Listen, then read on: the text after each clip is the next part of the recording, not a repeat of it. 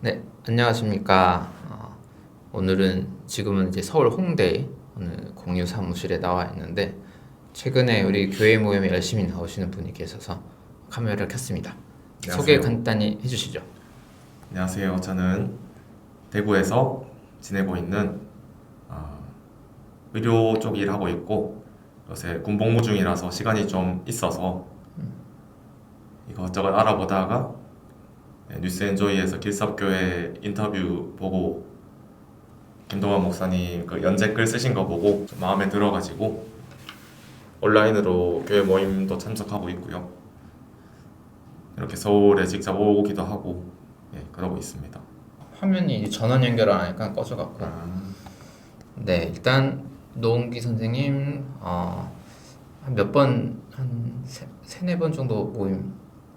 네, 모임 한 4번 정도 참석했고 네, 소감은 어떠십니까? 수요 모임, 주일 모임 한 번, 주로 수요 모임에 요즘에 오셨는데. 네, 주일 모임은 대구에서 그 교회 다니고 있는 교회가 있어서 시간대가 잘 안 맞아가지고 계속 참석 못 하다가 이번 일요일에 처음으로 참석을 해봤는데 청년부 모임에서 같이 참석했어요. 그 기석교회. 근데 기석교회 그 찬양 음향이 잘 안 돼가지고 좀 난감하긴 했습니다. 네. 문제가 많습니다. 찬양이 약점이에요. 저희 그렇구나. 올해 좀 노력을 해보겠습니다. 줌에 소음 제거를 너무 빡세게 했나 봐요. 겹쳐가지고. 네, 그래서 앞에 진행자 쪽에 소리만 들어가고 네. 옆에서 들리는 건 아예 다 컷해버리니까는 아예 안 들어갔던 것 같습니다. 한번 테스트를 해보겠습니다. 수요 모임은 처음에 딱 이제 참석했을 때 여러 가지 이야기 자유롭게 나누는 거 좋았고 끝나고 난 다음에 들었던 생각은 눈을 한 번도 감는 시간이 없었다. 기도 한 번도 안 했네. 너무 편안한데 이런 생각 들었어요. 눈을 감는 시간이 없었네. 그렇군요. 그런 생각은 또 안 해봤다. 눈은 잠잘 때 감고 이제 기도는 개인적으로. 우리 예배 때도 통성 기도도 잘 없잖아요. 그냥 네. 그걸 기도문을 써와서 이제 그냥 같이 읽는 거 하는데 약간 소리 내서 하는 기도는 많이 안 하고. 그래서 교회 그냥 처음 오시는 분이 조금 덜 충격받을 수 있는 분위기로 가보자. 약간 조금 그런 컨셉이긴 합니다. 확실히 기존 교회 문화 익숙하지 않으신 분들은 참석하기 더 편할 수 있을 것 같았고 저는 사실 뭐 기존 교회 문화에 익숙한 사람이긴 하지만 그 문화가 좀 많이 이제 버겁고 좀 답답해서 길섭교회 모임 하니까 좀 숨통도 트이는 것 같았고 거리가 멀어서 그냥 편하게 들락날락 거릴 수는 없어서 그게 좀 아쉽고 근데 온라인으로라도 그래도 꽤나 가깝게 지낼 수 있는 것 같아서 네, 좋았습니다. 어쨌든 대구에 계셔서 이제 주로는 온라인으로 주는데 근데 오프라인으로 이미 벌써 몇 번 만났어요.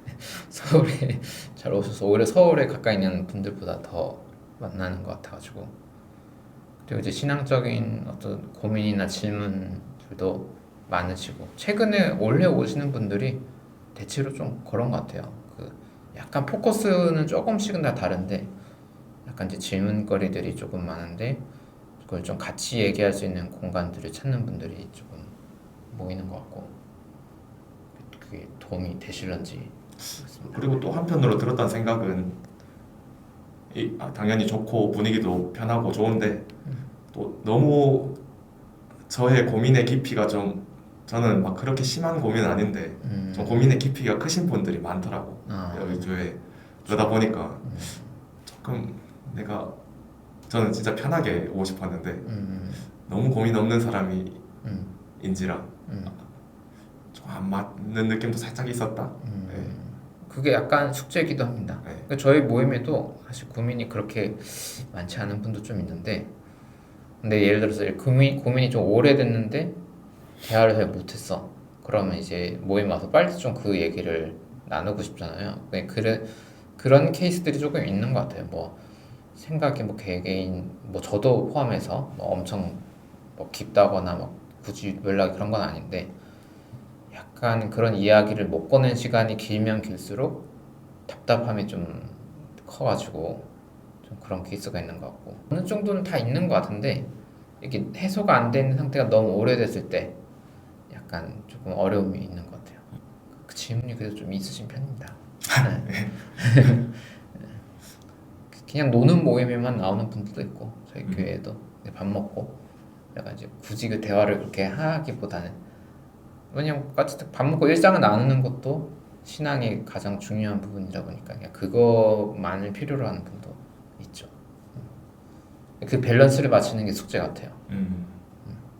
그래서 주일 모임도 그냥 우리 일상 이야기 잡담 한 50%, 신학이나 신앙적인 그런 고민 한 50%를 잘 섞는 게 목표인데 어려워요. 어느 날은 그냥 일상 잡담하다가 끝날 때도 있고 어느 날은 일상 얘기 하나도 안 하고 그냥 신학 그거만 하다가 끝날 때도 있고 요 밸런스를 맞추는 거가 숙제인 것 같아요.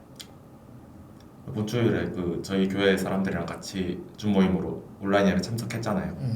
그때 약간 좀 학구적인 그런 내용이라 가지고 뭐였죠? 나도 기억이 안 나네. 회복적 장애에 대해서 샬롬. 예. 그렇군요. 그리고 이제 후속 모임이 사실은 좀 더 하이라이트랄까? 그럴 수 있을 텐데 다들 이제 시간이 안 돼가지고 목사님 말씀만 듣고 아쉽습니다. 가죠. 네. 그래서 이제 학구적이다 이런 느낌을 딱 받았고 학구적인 거 맞긴 한데 그것만 있는 건 아닌데. 학구적이지 않은데 저희 완전 아닌데. 아 그래요? 그렇습니다. 다음에 또 대화 나눌 수 있는 시간이 있었으면 좋겠습니다. 교회 그래도 이런 교회가 있다, 기적교회 이런 교회가 있다 소개해 주니까 궁금해하기도 하고 청년부 모임에서는 담임 목사님한테까지 이야기는 안 했지만 참여자분들이 같이 좀 의견을 모아가면서 같이 만들어 보면 좋을 것 같아요. 멤버분들이.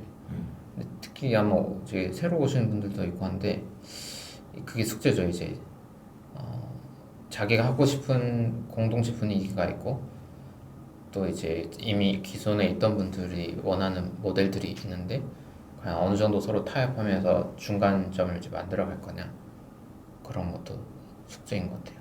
좋은 영향력을 주시면 좋겠습니다. 우리 모임에 오셔서 편하게 하다 보면 좋은 영향 있겠죠. 네.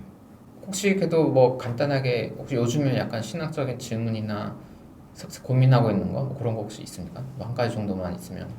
자기의 뭐 율법, 회개 그런 거에 너무 초점 맞춰져 있는 설교가 좀 너무 개인의 한계를 너무 이야기를 많이 하고 하나님의 은혜로 밖에 살 수 없다 이걸 너무 강조하는 그런 설교가 네. 조금 답답하고 문제가 있지 않나? 뭐 이런 생각. 은혜를 강조하려다 보니까 약간 사람을 좀 무력한 존재로 네. 느끼게 만드는 부분이죠.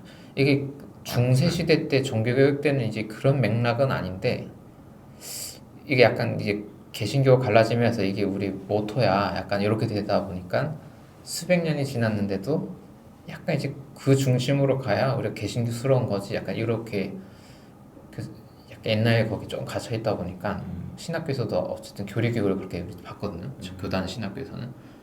그래서 거기 조금 근데 그게 나쁜 건 아닌데 맨날 그 얘기만 하면 약간 곤란한 부분이 있는 것 같아요. 그래도 아무래도 한 목사님의 계속 설교만 듣다 보니까 그 목사님이 항상 그런 쪽 설교만 하시니 저는 이제 평생 한 교회를 거의 다녔다 보니까 답답하더라고. 제가 약간 변론을 하자면 저도 이제 제도권 신학 공부하고 지금 이제 자유롭게 공부하는 입장이 됐는데 교단에서 그러니까 설교나 이런 걸 정의 자체를 복음을 선포하는 것, 약간 인간의 행위가 아니라 예수 그리스도의 은혜, 그걸로 구원받는 그 복음을 선포하는 거 이렇게 딱 그 고정시켜서 정답을 배워요. 그러니까 이제 그 신학교를 간다는 게 엄청난 열정으로 간 거잖아요.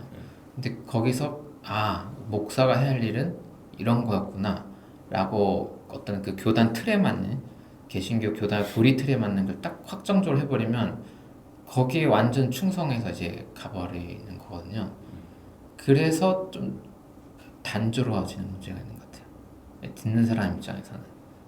또 이제 설교를 제가 이제 뉴스엔조에 설교에 올렸는데 선포 약간 그거를 던지는 거 회중들이 까먹지 않게 그걸 기억하고 있어야 돼. 예수님 은혜로 되는 거니까 이제 자꾸 이제 선포로 정의를 하고 교리를 그렇게 배우니까 이게 목사님들의 이해가 약간 획일적일 수밖에 없게 되죠. 배터리 연결을 안 하니까 자꾸 꺼지나 봐요. 기억나십니까? 방금 뭐? 네네. 네네네. 지금 저희 교회에 있는 분들은 대부분 그래도 뭐 60대, 70대 이상 되시는 어르신들이 좀 많은 교회다 보니까 저희 청년들이 원하는 그런 설교가 위주가 될 수가 좀 없는 것 같아요. 담임 목사 그런 면도 입장에서. 있죠. 성도분들도 듣던 거를 들어야 좀 안정감을 느끼기도 하고. 그래서 교회를 떠나야 되나 하는 생각도 많이 들고, 근데 또 그러자니 또 함께했던 그 청년들, 다른 형 관계들이, 누나들, 맞아요. 동생들 있고 하니까 음. 그렇습니다. 그래도 어떤 교회 같은 경우는 이렇게 따로 만나는 것도, 다른 목사님 만나는 것도 꼭 이단 교회 아니어도 그걸 불편해할 수 있는데, 그런 면에서는 굉장히 열린 마인드라 생각해요. 다른 커뮤니티나 다른 모임들도 편하게 소통할 수 있게 하는 것도, 기성교회도 그런 것도 좀 안 좋아하긴 하거든요. 물론 교계에 나쁜 목사님들도 있지만, 그러니까 어쩔 수 없는 한계심도 확실히 있는 것 같아요. 그런 이야기를, 그냥 설교를 가면 어떤 이야기를 듣게 될 거라는 것을 알고 그냥 그걸 반복 수행하는 데서 어떤 힘을 얻는 분들도 분명히 있기 때문에 목사님이 좀 새로운 이야기를 하기 어려운 부분도 좀 있는 것 같고, 그냥 목사님이 게을러서 물론 그런 경우도 있을 수도 있지만 케이스가 다 달라가지고, 근데 그건 중요한 것 같아요. 너무 평균 연령이 너무 높아지고 똑같은 얘기를 들을 때만 안정감을 느끼는 성도들이 많아지면 교회가 이제 뭔가 바뀌긴 점점 어려워지게 될 것 같아요.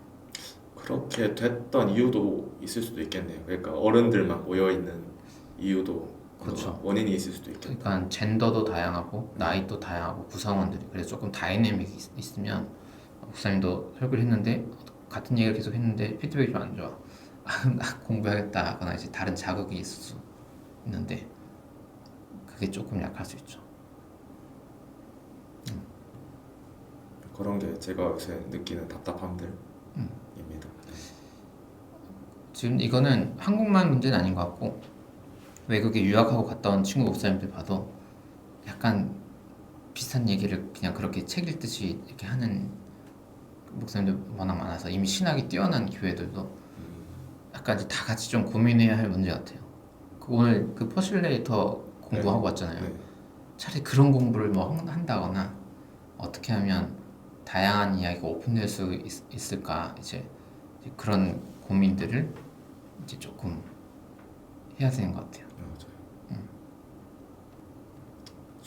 소통이라는 게 참 중요한 것 같아요. 교회에서 설교라는 게 선포가 되면 좀 안 되는 것 같고, 소통이 점점 중요해진다. 뭐 시대에 따라 변하는 건 아니겠지만 소통이 참 중요한 것 같습니다. 교회에서는 소통이 잘 안 되는 것 같아요, 사실. 그렇죠. 네. 설교가 선포는 아니다, 여기 이 이야기를 성도에게 목사가 들을 일이 평생 없을 거야 아마.